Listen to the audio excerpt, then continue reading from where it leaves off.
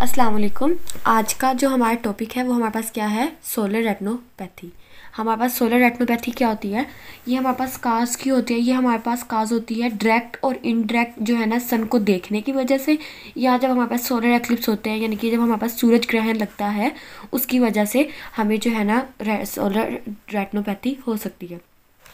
इसके अंदर क्या होता है, हमारा जो विजुअल फंक्शन है वो डिक्रीज़ हो सकता है। विजुअल फंक्शन डिक्रीज़ होने के साथ साथ हमारी कंट्रास्ट सेंसिटिविटी, हमारी जो है लो कलर विजन, ये भी हमारे साथ जो है ना डिक्रीज़ होती है। दरअसल इसमें होता क्या है, सोलर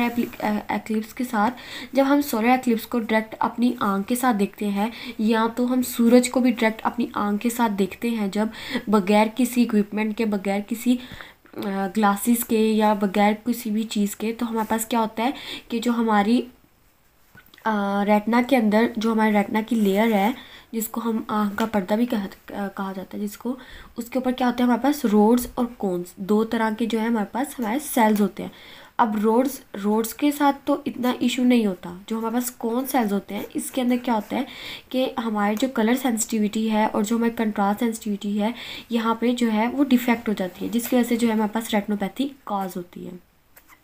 अब हमारे पास सोलर एक्लिप्स में, दरअसल सोलर एक्लिप्स के साथ होता क्या है, अब जब हमारे पास सोलर एक्लिप्स लग गया है और हमने जो है उसके अंदर से जब सोलर एक्लिप्स लग गया और एक पर्सन ने जो है वो अपनी आँख के साथ उनको देख लिया है, तो अब हमारे पास क्या होगा, तो क्या होता है दरअसल सोलर एक्लिप्स के साथ हमारे पास हमारे ऑक्सीजन के मॉलिक्यूल्स होते हैं।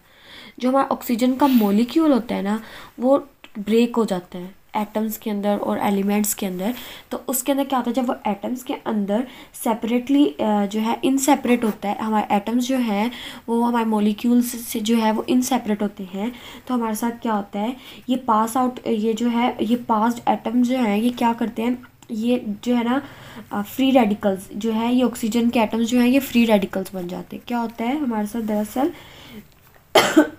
सॉरी, जब हमारा सोलर एक्लिप्स होता है, हमारे O2 जो है, हमारे ऑक्सीजन जो मॉलिक्यूल्स हैं वो क्या होते हैं, वो स्प्लिट्स हो जाते हैं। स्प्लिट होता है तो इन सेपरेट एटम्स, इलेक्ट्रॉन्स जो हैं वो क्या होते हैं, अनपास एटम्स हो जाते हैं। ये क्या होते हैं, अनपास एटम्स हो जाते हैं। तो इसकी वजह से क्या होता है, डिस्टेबलाइज एटम्स जो है वो ऑक्सीजन जो है ये क्या बन जाते हैं, ये फ्री रेडिकल्स हो जाते हैं। अब जो हमारे पास अनस्टेबलाइज्ड एटम्स हैं ऑक्सीजन के, वो क्या हैं, वो अब हमारे पास क्या है, वो हमारे पास अब फ्री रेडिकल्स हैं। अब फ्री रेडिकल्स जो हमारे पास ये हैं, ये क्या ट्राई करते हैं, अब जो these free radicals try to stabilise by snatching other molecules and take their electrons and make them unstables. अब जो ये फ्री रेडिकल्स हमारे पास है ना, ये क्या करते हैं कि ये जब हमारे दूसरे एटम्स या मॉलिक्यूल्स जो होते हैं ना, उनको जो है ना, उनसे उनके फ्री रेडिकल्स जो हैं उनसे जो है ना ये लोग सॉरी, उनसे क्या करते हैं, उनसे जो है ना उनके इलेक्ट्रॉन्स जो हैं, उनके जो इलेक्ट्रॉन्स हैं उनको लेना स्टार्ट करते हैं और उनको भी अनस्टेबल कर देते हैं। जब ये अनस्टेबल्स होते हैं, ये क्या होता है, हमारे जो है ये क्या डिस्टर्ब करना स्टार्ट कर देते हैं ऑर्गेनिक मॉलिक्यूल्स को, फॉर एग्जांपल लिपिड को, लिपिड मेम्ब्रेन मॉलिक्यूल्स को जो है ये डिस्टर्ब करते हैं। लिपिड मॉलिक्यूल्स मेम्ब्रेन को डिस्टर्ब करते हैं, हमारे डीएनए को, हमारे आरएनए को, हमारे न्यूक्लिक एसिड को।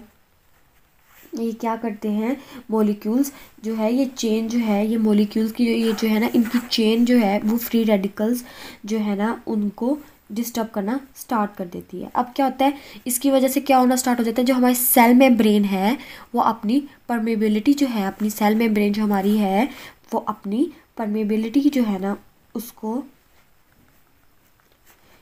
डिस्टर्ब, उसकी परमेबिलिटी, जब हमारे पास हमारे lipid membrane, DNA, RNA, nucleic acid, जब ये सब के सब डिस्टर्ब होंगे, ये एक इलेक्ट्रॉन जो ये जो हमारी एक चेन चलती आ रही है, जब ये सारी की सारी फ्री रेडिकल्स जो हैं, ये जो एटम्स जो हमारे फ्री रेडिकल्स हैं इनके इलेक्ट्रॉन लेना स्टार्ट कर देंगे, चेन हमारी ब्रेक होना स्टार्ट हो जाएगी, जिसकी वजह से क्या होता है, जो हमारा सेल मेम्ब्रेन है वो उसकी जो परमेबिलिटी है, क्योंकि सेल मेम्ब्रेन ही इन एटम्स को अंदर इंटर नहीं होने देती। तो ये क्या करते हैं, जो ये सेल मेम्ब्रेन जो है ना, ये अपनी परमेबिलिटी को जो है ना ब्रेक कर देती है। जब ये ब्रेक होती है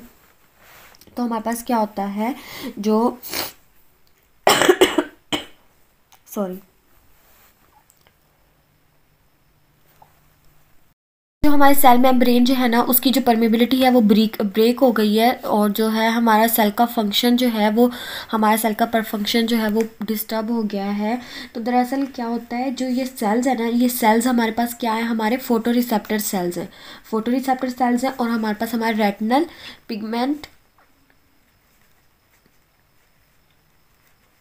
पिगमेंटल एपिथेलियल सेल्स हैं। ठीक है। अब जो ये हमारे पास हमारे ये जो सेल्स हैं, ये they will disturb bonding of cell. ये क्या करेंगे, बॉन्डिंग ऑफ जो सेल है उनको डिस्टर्ब कर देंगे, क्योंकि जो जिसकी वजह से क्या होगा, हमारे पास हमारी लाइट, हमारे विजन डिफेक्ट्स, हमारा फोविया और मैकुला जो है वो बुरी तरह मुतासिर हो जाएगा, डैमेज हो जाएगा, इन्फ्लामेशन अक्कर हो जाएगी उसके अंदर, और जो है वो ब्लैक कलर का जो स्पॉट है वो सेंटर के अंदर बन जाएगा, जिसकी वजह से क्या होता है, जिसको हम कहते हैं रेटिनोपैथी यानी कि जो हमारा पिगमेंट है, जो हमारा एपिथेलियम लेयर है हमारे रेटिना की, उसको जब डैमेज होती आती है, यानी कि हमारा जो रेटिना है जिसके ऊपर हमारे पास cones and rod cells present होते हैं, ये जो है हमारे पास हमारे क्या करते हैं, हमारे जब लाइट सीधी की सीधी हमारा विजुअल फंक्शन जो है वो कैसे परफॉर्म करता है। फॉर एग्जांपल जब हमारी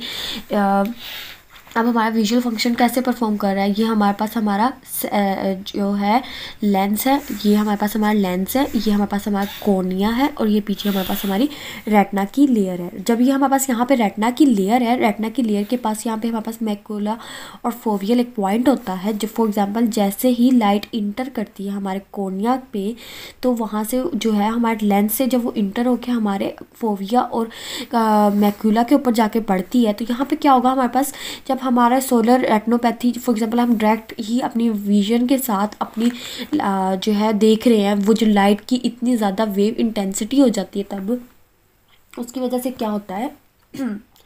जो यानी कि यूवी रेज़ है और जो ब्लू वेव लेंथ है वो जब डायरेक्ट हमारी आई के अंदर इंटर होगी तो जाके यहाँ पे फॉर एग्जांपल अगर हम 4 से 5 मिनट के लिए भी सोलर एक्लिप्स देखते हैं ना, तो आप खुद अंदाज़ा लगा लें कि वो हमारी आँख को कितनी ज़्यादा बुरी तरह से जला सकता है, क्योंकि जब वो एक ही हम इतनी ज़्यादा यूवी रेडिएशन जब हमारी आँख के अंदर जाएगी तो पीछे जब वो हमारे फोविया पे पड़ेगी तो वो तो वहाँ पे उस हिस्से को ही जला देती है, जिसकी वजह से क्या होता है हमारे पास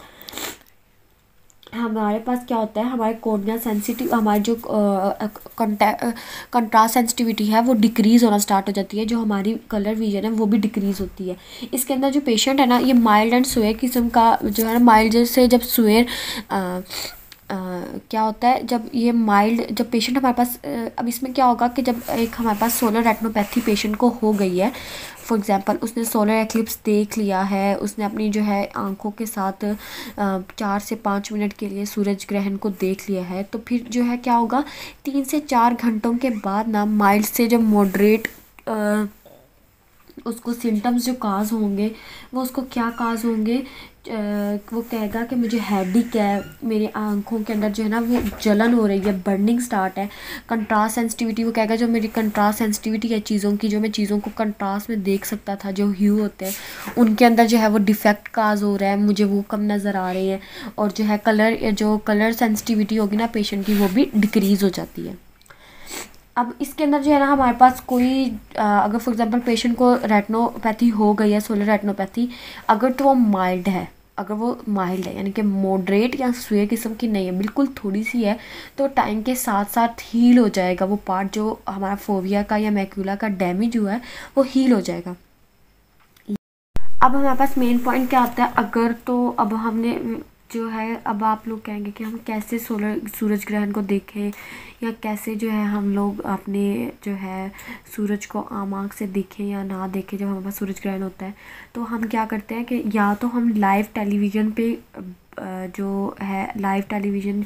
पे ऑन करें, और जो हमारे पास ब्रॉडकास्ट हो रही होती है उस टाइम हम उससे देख सकते हैं, या तो वेल्डर ग्लासेस जो होती हैं हमारे पास, वो जो एक बड़ा सारा हमारे पास इस तरह हेलमेट होता है, उसके ऊपर जो है यूं करके हमारे एक विंडो की शेल होती है और उसके ऊपर जो है वो ग्लास लगा होता है, उसके साथ भी हम देख सकते हैं। या तो हम खुद से एक पिन होल प्रोजेक्टर बना सकते हैं, not directly but 3 feet away from the pin hole projector you can watch it. अब जैसे कि अब हम पिन होल प्रोजेक्टर कैसे बना सकते हैं,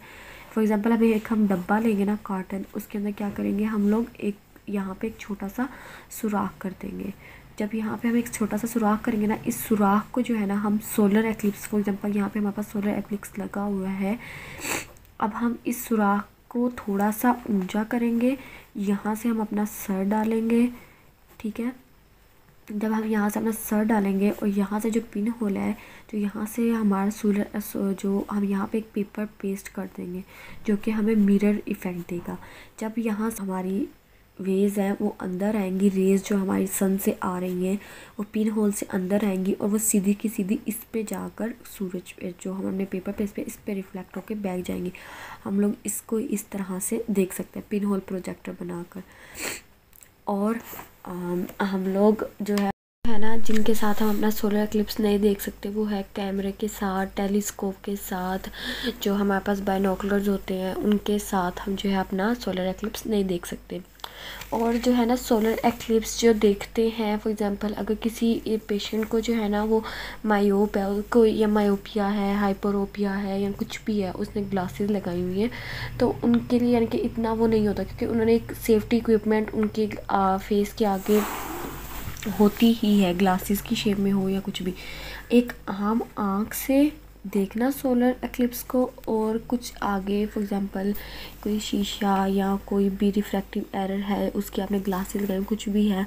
उसके साथ देखना ये एक अलग चीज़ है। लेकिन उसके अंदर भी वो जाकर फॉर एग्जांपल अगर आपने ग्लासेस, सिंपल ग्लासेस भी लगाई हुई हैं, अगर आप उसके साथ भी देखते हैं सोलर एक्लिप्स को, तो वो भी आपके जो है ना पीछे जाके आपके रेटिना पे, आपके फोविया को, आपके इनको डैमेज कर सकता है, जिसकी वजह से जो है आपको रेटिनोपैथी काज हो सकती है। अब दरअसल हमारे पास जो है ये सोलर रेटिनोपैथी, ये हमारे पास ट्रीटमेंट इसका जो है अभी तक मेडिकली कोई इतना ज़्यादा नहीं है। फॉर एग्जांपल अगर पेशेंट की 6/12 तक विजन हो गई है तो विद इन 6 मंथ्स जो है वो उसकी 6/6 हो जाती है, क्योंकि वो दोबारा से वो जो हमारा कॉर्नियल एपिथेलियल जो हमारा रेटिनल एपिथेलियम पिगमेंट जो है वो वहाँ पे हमारे पास डैमेज होता है, वो 6 मंथ के अंदर अंदर हील हो जाता है, जिसकी वजह से जो पेशेंट है उसकी विजन जो है वो 6/12 से 6/6 हो जाती है। और जो पेशेंट है उसकी विजुअल कंट्रास्ट जो है, विजुअल सेंसिटिविटी और कंट्रास्ट सेंसिटिविटी वो डिक्रीज़ होती है। Thank you so much.